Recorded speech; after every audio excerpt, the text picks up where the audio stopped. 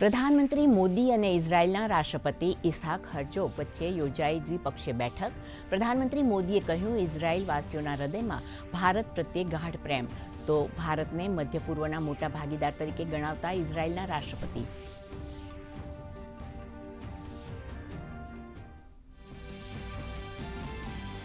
PM મોદીના Israel પ્રવાસનો આજે બીજો દિવસ. યરુશલમ ખાતે હોલોકોસ્ટ મેમોરિયલની લીધી મુલાકાત. હિટલરના શાસનમાં મૃત્યુ પામેલા યહૂદીઓની યાદમાં બંધાવેલ સ્મારક પર અર્પણ કરી શ્રદ્ધાંજલિ. જામનગરના જામ સાહેબ દ્વારા યહૂદી બાળકોને આશરો આપવાની ઘટનાને કરી યાદ.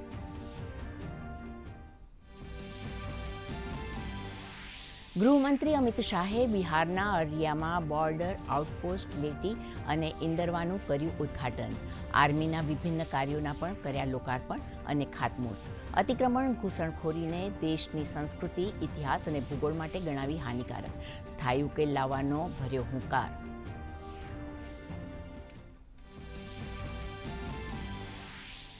શાંતિપૂર્ણ માહોલમાં રાજ્યમાં ધોરણ 10 અને ધોરણ 12 બોર્ડની પરીક્ષાનું આયોજન. ભારતીય સંસ્કૃતિ અને પરંપરા મુજબ વિદ્યાર્થીઓનું કરાયું સ્વાગત. શિક્ષણ મંત્રીએ વિદ્યાર્થીઓને પાઠવી શુભેચ્છાઓ.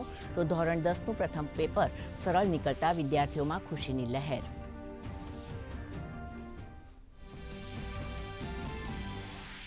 રાજ્યમાં 2000 નવા આંગણવાડી કેન્દ્રોનું કરાશે નિર્માણ. બાળકોની હાજરી માટે એઆઈ આધારિત હાજરી પત્રક વિકસાવાશે. રાશનની ચોરી અટકાવવા THR પેકેજિંગ પર લાગશે QR કોડ. મહિલા અને બાળ કલ્યાણ ક્ષેત્રે બજેટમાં ₹7,690 કરોડની જંગી રકમની ફાળવણી.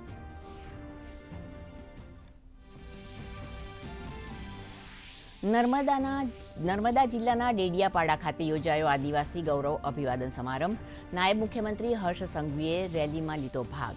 જનજાતિ સમાજના વિકાસ માટે દર્શાવી પ્રતિબદ્ધતા.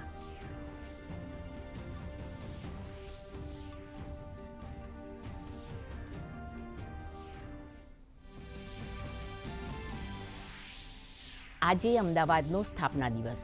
નગરદેવી મા ભદ્રકાળીની નીકળી ભવ્ય નગરયાત્રા. મેયર અને સ્ટેન્ડિંગ કમિટીના ચેરમેને કરી પહિંદ વિધિ. મોટી સંખ્યામાં ભક્તો યાત્રામાં જોડાયા.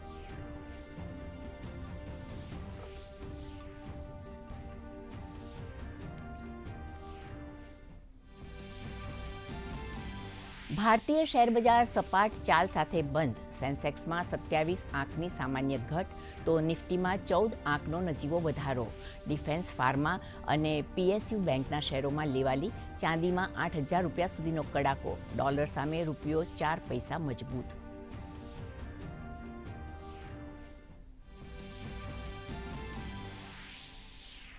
અને T20 વર્લ્ડ કપના સુપર 8ના આજના મુકાબલામાં ભારત અને ઝિમ્બાબ્વે વચ્ચે મેચ. સેમીફાઇનલમાં પહોંચવા ટીમ ઇન્ડિયાને મોટા માર્જિનથી મેચ જીતવી જરૂરી. તો અન્ય એક સુપર 8 મુકાબલામાં અમદાવાદ ખાતે રમાઈ રહેલ મેચમાં વેસ્ટ ઇન્ડિઝ સામે દક્ષિણ આફ્રિકાએ ટોસ જીતી પસંદ કરી ફિલ્ડિંગ.